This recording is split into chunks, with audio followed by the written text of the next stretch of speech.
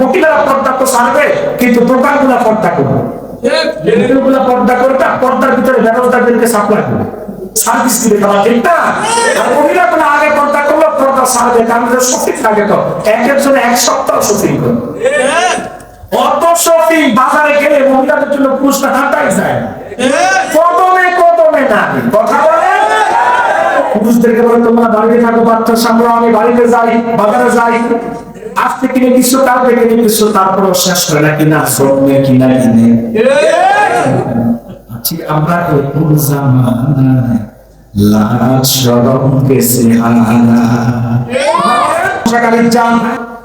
এরপর আল্লাহ রাব্বুল আলামিন বলেন চতুর্থ যে শর্তে আল্লাহ জানটা কিনবেন সেটা হচ্ছে সাহিবুন, সেটা হচ্ছে রোজাদারের জান। রোজাদারের জান আল্লাহ তাআলা প্রশ্ন কিনবেন জান্নাতের বিনিময়ে। এই জানটা আল্লাহর কাছে এত প্রিয়, এত প্রিয়, রোজাদারকে আল্লাহ তাআলা সবচাইতে বেশি ভালোবাসেন। এই তো আগামী 28 দিন পরেই তো রমজান। আজকে 1 তারিখ, আপনার মার্চ ফেব্রুয়ারি মাসের আগামী মার্চের 1 তারিখে রোজা। আল্লাহ প্রিয় হওয়ার একটা সুবর্ণ সুযোগ সামনে আসতেছে, কে আসতেছে না? কথা বলছেন না কেন? রোজাদারের জানটা এত প্রিয়, এত প্রিয়, এত প্রিয়, রোজাদারকে আল্লাহ এত ভালোবাসেন, এত ভালোবাসেন, আল্লাহ রোজাদারের পুরস্কার নিজে দিবেন। সহিহ বুখারীর বর্ণনা হাদিসে কুদসি আল্লাহ রাব্বুল আলামিন বলেন আসসামুলি ওয়া আনা আজিজি বিহি, রোজা আমার জন্য প্রতিদান আমি নিজে দিব। অন্য riwayat এসেছে আসসামুলি ওয়া আনা উজুজা বিহি, রোজা আমার জন্য, এর প্রতিদান আমি নিজেই হয়ে যাব। তার মানে রোজাদারের জানটা আল্লাহর কাছে এত প্রিয়, আল্লাহ রোজাদারের জন্য একটা জান্নাতের গেট বানাইছে, যার নাম রাইয়ান। বিয়ে বাড়িতে দুলার জন্য গেট থাকে কি থাকে না? এটা হচ্ছে না কেন? ওই গেটটা শুধু দুলার জন্যই হয়, দুলার জন্য যারা 500 জন আসে তাদের জন্য নয়। আচ্ছা মনে করুন দুলা ফ্রান্সে হয়ে গেছে, লন্ডনে হয়ে গেছে, বিয়ে হবে, দুলার হবে, মোবাইল হবে, বিয়ে বাড়ির লোকরা আসছে 50 জন, 100 জন, 500 জন গেট দিবে, কথা বলছেন না কেন? কিন্তু শুধু দুলা আসছে সাথে 10 জন 20 জন, তাও গেট আসে না নাই। এটা শুধু দুলার জন্য গেট, বরযাত্রীর জন্য না। আল্লাহ তাআলা জান্নাতে রাইয়ান নামক দরজা দিয়ে ঢোকাবে শুধুমাত্র রোজাদারদেরকে। বলেন সুবহানাল্লাহ। এত প্রিয় রোজাদাররা, তাদের মুখের যে দুর্গন্ধটাও সারাদিন উপবাসের কারণে, এই দুর্গন্ধটা আল্লাহর কাছে মেশকের চাইতে বেশি দামি। রোজাদার আল্লাহর কাছে এত প্রিয়, এত প্রিয়, এত প্রিয়, কারণ রোজাদারের সারাদিনের উপবাসের বৈশিষ্ট্যটা আল্লাহর সাথে মিলে যায়। আমার আল্লাহ খায় না, রোজাদারও খায় না। তো আমরা কত রোজা ভেঙে গেলে, কত সুস্থ মানুষ আছে রোজা ভাঙে, বাড়িতে খাবার সুযোগ না পেলে বাজারে যাইয়া খায়। রমজান মাস আসতেছে, মহিলারা পর্দা তো ছাড়বে, কিন্তু দোকানগুলা পর্দা করবে, রেডিওগুলা পর্দা করবে, পর্দার ভিতরে ব্যবস্থাদেরকে সাপ্লাই করবে, সার্ভিস দিবে তারা, ঠিক না? আর মহিলাগুলো আগে পর্দা করলো, পর্দা ছাড়বে, কারণ শপিং লাগে তো, একের জন্য এক সপ্তাহ শপিং করবে। অত শপিং বাজারে গেলে মহিলাদের জন্য পুরুষরা হাঁটাই যায় না, কদমে কদমে না। কথা বলে পুরুষদেরকে বলে তোমরা বাড়িতে থাকো, বাচ্চা সামলাও, আমি বাড়িতে যাই, বাজারে যাই, আজকে কিনে দিচ্ছ, কালকে কিনে দিচ্ছ, তারপরও শেষ করে না কিনা জন্মে কিনা কিনে আছি আমরা। কোন জামানায় লাজ শরম কেসে হানা। ভাইয়ের আমার যে জানটা আল্লাহ জান্নাতের বিনিময়ে কিনে দিল, চতুর্থ শর্ত কি? ওই জানটা হতে হবে রোজাদারের জান। এবার আল্লাহ বলেন পঞ্চম যে শর্ত, ওই জানটা হতে হবে রুকুকারীর জান। এরপর আল্লাহ বলেন আস-সাজিদুন, ওই জানটা হতে হবে সিজদাকারীর জান, তার মানে নামাজের জান, নামাজির জান। সুবহানাল্লাহ বলুন না? সেই জানটা আল্লাহ তাআলা জান্নাতের বিনিময়ে কিনে দিবেন, ওই জানটা হতে হবে নামাজির জান। আপনি নামাজ পড়তে হবে, তাহলে আল্লাহ আপনার জানটা জান্নাতের বিনিময়ে কিনবেন। কিন্তু আমরা এখন নামাজ পড়ি না, সারি। আগে ওটা আমার কোনটা আমপোনার মসজিদ ছিল, একটা মুসল্লির অভাব ছিল না। এখন হয়তো পাড়ায় পাড়ায় মসজিদ আছে, কিন্তু মুসল্লি খুঁজে পাওয়া যায় না। জুমার দিনে মসজিদে জায়গা হয় না, কিন্তু ওই জুমার দিনে আসরের টাইমে একটা তালো নাই। এরা বড় সময় হিজরত করে অন্য এলাকায় চলে যায় না। আজকে নামাজের প্রতি আমরা এত গাফেল, এত গাফেল, এত গাফেল। আমার মুসলমান কপাল পুড়ে গেছে, আজকে আমরা নামাজ পড়তে চাই না। অথচ নামাজ এমন একটা ইবাদত, যে নামাজের মুমিনের কাফেরের মধ্যে পার্থক্য সৃষ্টি করে দেয়। এটা আমার পাশে নাম সম্মানিত একজন মুরব্বী বসান, তিনি বলল আমার জ্বর এসেছে। আমি তার কপালের মধ্যে হাত দিলাম, দেখলাম কপালটা খুব গরম, তার মানে ঠিকই জ্বর এসেছে। বলতেছে আমার ঠান্ডা লাগছে, দেখতেছে কাশতেছে, তাতে আমার বুঝতে বাকি নাই না কাশতে, যেহেতু ঠান্ডা লেগেছে। কাশি দেখলে যেমন ঠান্ডা বোঝা যায়, তাপ দেখলে জ্বর বোঝা যায়, নামাজ দেখলে কিন্তু চেনা যায়। কিন্তু আজকে সেই নামাজ থেকে আমাদের গাফলতি আছে না নাই? আমাদের ফজর যায় ঘুমে, কথা বলছেন না কেন? জোহর যায় কাজে, আসর আমার দিয়ে যায় খেলার মাঠে, আবার এশার যায় চাই রেস্টুরেন্ট দেখা রাম খেলার বুকে, আবার মা বোনদের যায় এক্সট্রা জলসা বাংলা সিরিয়াল দেখতে দেখতে। বুঝছেন না কেন? এক্সট্রা জলসা বাংলা প্রোগ্রাম কোনায় নাই বলে এমন এক ভাইরাস, আপনার দিনে দেখতে না পারলে, রাতে দেখতে না পারলে পরের দিন কাজা আদায় করে, আবার তাও দেখতে পারে না, দিনে সময় পায় না, দেখবে ইউটিউবে চার্জ দিয়ে আছে বড় বড় বাচ্চারা ওটা দেখে।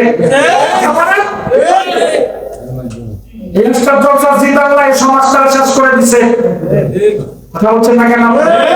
মহিলারা আসক্ত হয়েছে এক্সট্রা জলসা বাংলায়, পুরুষরা আসক্ত হয়েছে খেলায়। দেখবেন যুবকরা খেলাতে এত আসক্ত, সারা বছর খেলা,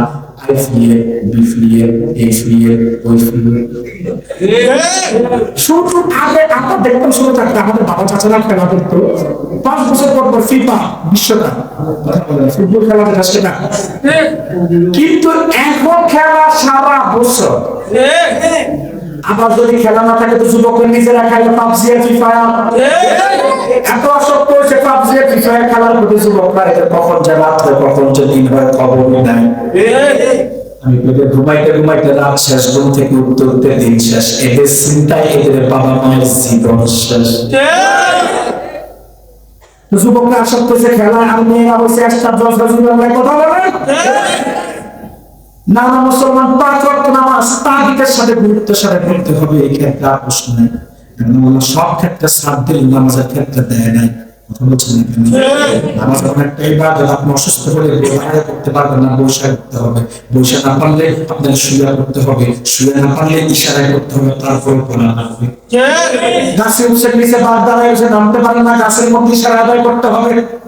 গেছেন আপনি আপনার কক্সবাজারে সমুদ্রের মধ্যে হাবুডুবু করতেছেন, তীরে আসার জন্য সাঁতরাচ্ছেন, চোখ গেছে আকাশে, সূর্য ডুবে যাচ্ছে, এই সূর্য ডুবে যাচ্ছে মানে আসর ওয়াক্ত চলে যাচ্ছে, জীবন মরণের লড়াই, সাঁতার কাটা অবস্থায় যেহেতু হুঁশ আছে আপনাকে নামাজ পড়তেই হবে।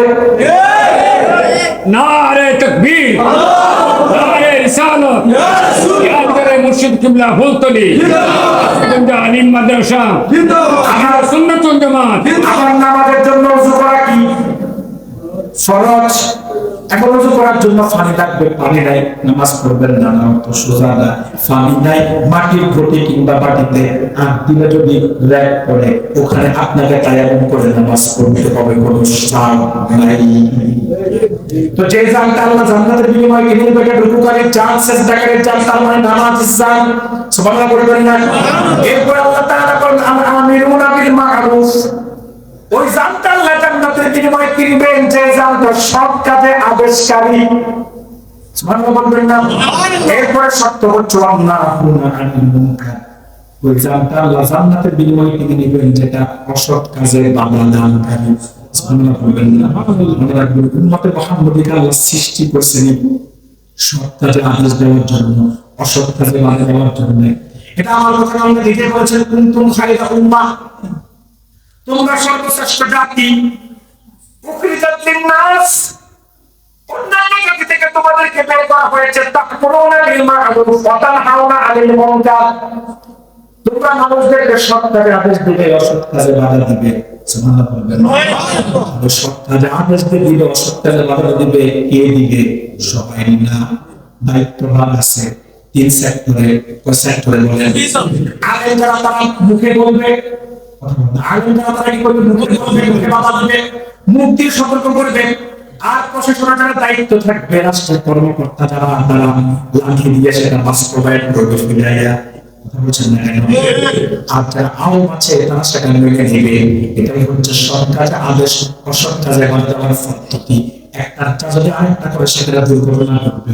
ইসলামিক স্টেট একজনের কাজের জন্য বললে সেটা দুর্ঘটনা ঘটবে। যেমন আপনাদের আন্দোলনে ধরেন এক জায়গায় যুবকরা তাস খেলতে বসছে কিংবা মদ খেতে বসেছে, আসিফুলের কাছে শুনছিল যদি লাঠি নিয়ে যায় এমন চোখ আইসে গোলাপান জানিয়ে আদব কাজ হারাচ্ছে, হয়তো উল্টা আমার দিনারের সাথে বিয়া করে বললো আপনার কি সমস্যা, আমরা আমাদের খেলাই বলবো আমরা আমাদেরটা খাইতেছি, আপনার সমস্যা কি? আপনার কাজ আপনি করেন, আমরা আমরা করি, আপনি সম্মানিত সব জায়গা থাকবে না, চলে আসবেন। কি যদি পুলিশ লাঠি লইয়া যায় তো কিছু বলা তো দূরে থাকতো না, বুঝে ফিনটা লুঙ্গি দিয়েও খেয়াল রাখতো না। কথা বলেন না কেন? তো একজনের তার একজনের বললে অ্যাক্সিডেন্ট করবে। যেমন আপনার গাছ থেকে হাতি সুর দিয়ে ঢাল নামায়া পাতা খায়, এখন ছাগলের বাচ্চাও যদি হাতির মতো ঢাল থেকে পাতা খাইতে চায়, মনে করে সুর দিয়ে ঢালে নামাইয়া হাতি পাতা খাচ্ছে। এখন ছাগলের বাচ্চা চিন্তা করছে আমিও খাই হাতির সাথে, এখন সেও ঢাল দিয়ে কামড়ে ধরছে, হাতি দিচ্ছে সুর থেকে ঢালছে, এখন ছাগলকে দিচ্ছে না উপরে। ছাগল কিসের উপরে? তার মানে এটা হাতির কাজ, ছাগলের কাজ, ছাগলের কাজ দিয়েছে যেটা করবো ওইটা খাবে। ঠিক সব কাজে আদেশ দেওয়ার যে পদ্ধতি, আলেমেরটা আলেম সতর্ক করে যাবে, আলেম সেটা বাস্তব মানবে আর প্রশাসন সেটা বাস্তবায়ন করবে। এটাই তো আল্লাহ দিচ্ছে, তাদেরকে সূরা হাজ খুললে পাবেন। আল্লাহ বলেন আল্লাযীনা ইম্মাক্কানাহুম ফিল আরদি আকামুস সালাত ওয়া আতাউস যাকাত ওয়া আমারু বিল মা'রুফ ওয়া নাহাউ আনিল মুনকার। যদি আমি আমার ঈমানদারদেরকে সমাজের প্রোপাইটার বানাই, সত্তাধিকারী বানাই, দায়িত্বশীল বানাই, তার কাজ হলো চারটি। এক, সে নামাজ কায়েম করবে। এখন আমরা তাদেরকে বানাই নিজেদের নামাজের ঠিক নাই, এরা দুজনে সিজনাল নামাজে 5 বছর পর পরে যদি একবার মসজিদে দেখা যায়, এরা হচ্ছে হক করে মৌসুমী নামাজি। মৌসুম আসলে তারা আসে, কথা বলছেন না কেন? এটা কেমন নামাজ কায়েম করে দেয়, আর যাকাত কেমন তারা বাস্তবায়ন করতে সুযোগ করে দেয়, জনগণের টাকা মেরে দেয়। আর সৎ কাজে আদেশ দেবে কি, অসৎ কাজে বাধা দেবে কি? এরাই তো অসৎ কাজ করে সৎ কাজে বাধা দেয়। আমি হক কথা কয়েকটা বলতেছি, অনেকের মুখ কালা হয়ে যাইতেছে, বলছেন না কেন? এখানে কথা বলি না, যে কোনো জায়গার কথায় আপনি হক কথা বলবেন, অনেকের গায়ে লাগবে, তার চেহারাটা মলিন হয়ে যাবে, কিন্তু মমতাজ যখন গান গায় তখন উল্লাস আর উল্লাস। কথা বলেন, মমতাজ যখন গান গায় ফাটতে যায় শোনা দেওয়ার বুদ্ধি দেখো, আরেকটা গান শুনতে মন চায়। এরা কেমন সব কাজে আদেশ দিবে, সব কাজে বাধা দিবে, এটার জন্য লাগবে আল্লাহ ওয়ালা তাকওয়া মানবুল। তো তাহলে আমাদের দায়িত্ব কি বলুন? কথা বলে না যে জানটা আল্লাহ জান্নাতের বিনিময় দিয়ে দিবেন, এই জানটা সত্য হচ্ছে, জানটা হতো সৎ কাজে আদেশকারী দান, অসৎ কাজে বাধা প্রদানকারী দান করতে রাজি আছে। এরপর আল্লাহ তাআলা বলে ওয়াল হাফিজুনা লিহুদুদিল্লাহ, আল্লাহ সীমা সমূহের হেফাজতকারী যান। তার মানে ফরজ ওয়াজিব যা আছে ওই ক্ষেত্রে সর্বোচ্চ সতর্ক থাকবে। সুবহানাল্লাহ বলবেন, এই ক্ষেত্রে ব্যাখ্যা আছে। একটা হলো আল্লাহ আপনাকে সকলের ক্ষেত্রে যতটুকু সীমানা দিয়ে ততটুকু হেফাজত করবে, আরেকটা ব্যাখ্যা হচ্ছে এর আগে আল্লাহ যে শর্তগুলো দিয়েছে ওই শর্তগুলো আপনি মানবেন। সুবহানাল্লাহ বলেন, ওই মুবাশশিরুল মুমিনিন, মুমিনদের জন্য রয়েছে সুসংবাদ। সেটা কি বলুন? জানটা আল্লাহ কিনবেন জান্নাতের বিনিময়ে। তাহলে এবার আবার আসি প্রথম দিকে, আল্লাহর কাছে জানটা জান্নাতের বিনিময়ে বিক্রি করতে চাই কি চাই না? কারা কারা এবার হাত তোলেন?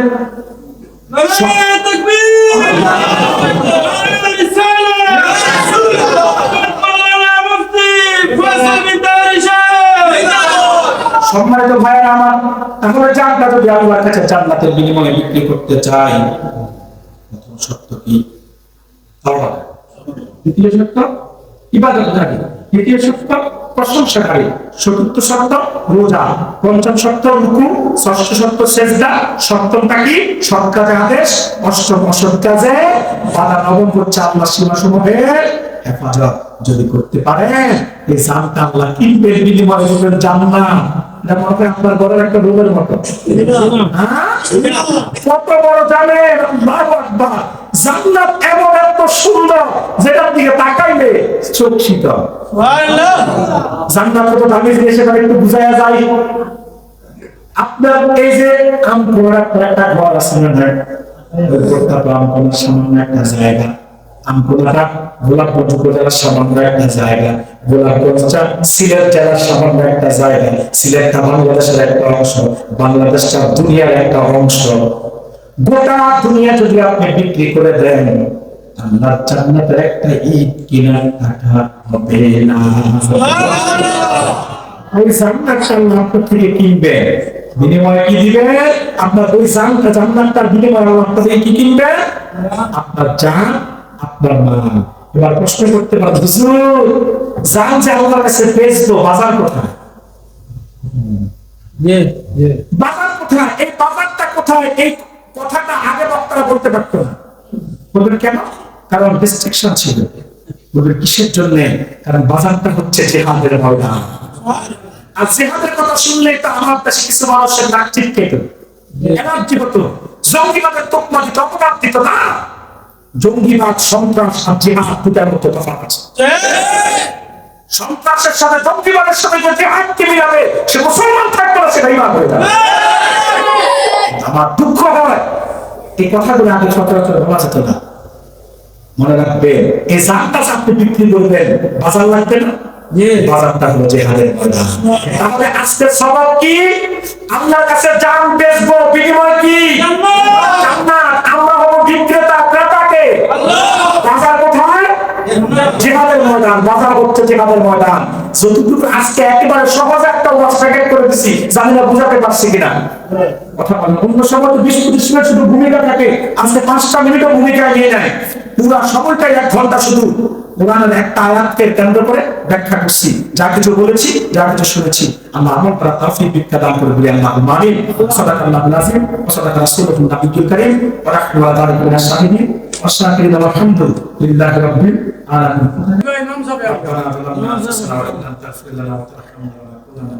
আমিন। আল্লাহ যা কিছু নেক আমল করেছে তুমি কবুল করে মঞ্জুর করে দাও। আল্লাহ তামাম নেকের হাদিয়া তোমার হাতে কদম মোবারক পৌঁছায় দাও। তামাম বিশ্বের জন্য সাহিত্য সকল মুসলমান তোমাকে পৌঁছায় দাও। আল্লাহ তামাম ওলি আব্দুল গাউস কুতুবী মাশায়েখ বুজুর্গদের রূহে হাদিয়া পৌঁছায় দাও। আল্লাহ আমাদের আব্বা মা আত্মীয়স্বজন সকলের রূহে হাদিয়া পৌঁছায় দাও। আল্লাহ আব্বা মা আত্মীয়স্বজনের কবরগুলোকে তুমি জান্নাতের টুকরা বানায় দাও। আল্লাহ আজকের মাহফিল থেকে আমাদের কাউকে তুমি হাদিয়াতে ফিরিয়ে দিও না। আল্লাহ এই মাহফিলটা গোটা এলাকার কবরবাসীদের নাজাতের উসিলা বানায় দাও। আল্লাহ গোটা এলাকাবাসীর তুমি হেদায়েতের উসিলা বানায় দাও। আল্লাহ এই বাজারের ব্যবসায়ীগুলোর ব্যবসার বরকত দাও। চাকরিজীবীদের চাকরিতে আল্লাহ প্রমোশন বাড়িয়ে দাও, রিজিক বাড়িয়ে দাও, ফসলাতে বরকত দাও। আল্লাহ মাহফিল থেকে আমাদের কাউকে তুমি খালি হাতে ফিরিয়ে দিও না। আল্লাহ এখান থেকে বের করার আমাদের গুনাহগুলো মোচন করে শিশুর মতো আমাদেরকে নিষ্পাপ বানাই দেবো। আল্লাহ শাবান মাসের রজনী, আল্লাহ বরকতময় রজনী, আল্লাহ এই রজনীতে আমাদের প্রত্যেকটা দোয়াকে তুমি কবুল করে নাও। আমাদের সমস্ত ভাইরা বাবা যারা প্রবাসে আছে আল্লাহ তাদেরকে হেফাজতে নিরাপদে রাখো। আল্লাহ আজকের মাহফিলটি সাথে এই অর্থ বুদ্ধি শ্রম দান যারা দিয়েছে, সকল অর্থ বুদ্ধি শ্রম দানকে তুমি কবুল করে নাও। সাল্লাল্লাহু তাআলা ওয়া আলা খায়রি খালকিহি ওয়া আলা আশরাফি সাইয়্যিদিনা মুহাম্মাদিন আজমাইন। আমিন। ইল্লাল্লাহু মুহাম্মাদুর রাসূলুল্লাহ সাল্লাল্লাহু আলাইহি ওয়াসাল্লাম। সুস্থ থাকবেন।